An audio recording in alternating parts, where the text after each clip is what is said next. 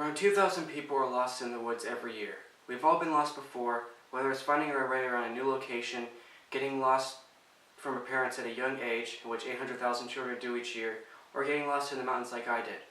In mine, the children's case, it can be a very scary situation, but in most cases, it can be seen as little more than an annoyance, like not being able to find the grocery store your mother sent you to go pick up groceries at. One thing that can help in both situations, however, is being prepared. Let me give you an example of one time that I had been lost before that has stuck with me for many years and taught me the value of being prepared. It all started when me and my friend were up at my friend's parents' cabin and decided that, instead of waiting around and doing nothing, we would instead go for a hike.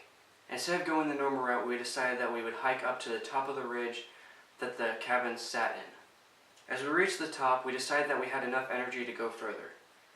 We continued our hike up the ridge, heading deeper into the backcountry. As we started to get tired, we decided that instead of going back the way we came, we would instead hike down a thickly forested part of the ridge in search of water. As we hiked further down into the trees, we started to run into snow. It was the beginning of spring, and the thick coverage of trees overhead had prevented the snow from melting. We should have turned back, but our curiosity and need for water pushed us on. As we went further down, we finally realized that we were lost, and that it was too difficult to turn back now. My pants were soaked up to my knees, and my friend was soaked from head to toe, since he was only wearing tennis shoes, and the lack of tread in his shoes has caused him to slip and fall multiple times.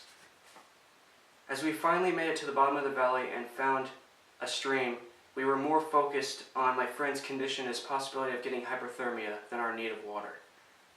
We were lost in the woods, it was getting dark, and we were running out of time to make it home. I knew we couldn't handle this by ourselves, so I radioed back to the cabin and asked for assistance. While rescue was on its way, I focused on getting a fire started, but by the time I had everything prepared, rescue had arrived. Saving grace was in sight, all we had to do was hike to it.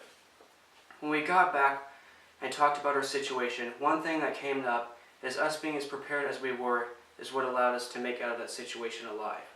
Which brings me to my main point. While getting separated from a friend at a mall or getting locked out of your car can seem as much more of an annoyance than a survival situation, being prepared and having the ability to get into contact with someone can make all the difference in preventing a simple situation from turning into a disaster and can even save your life or someone else's.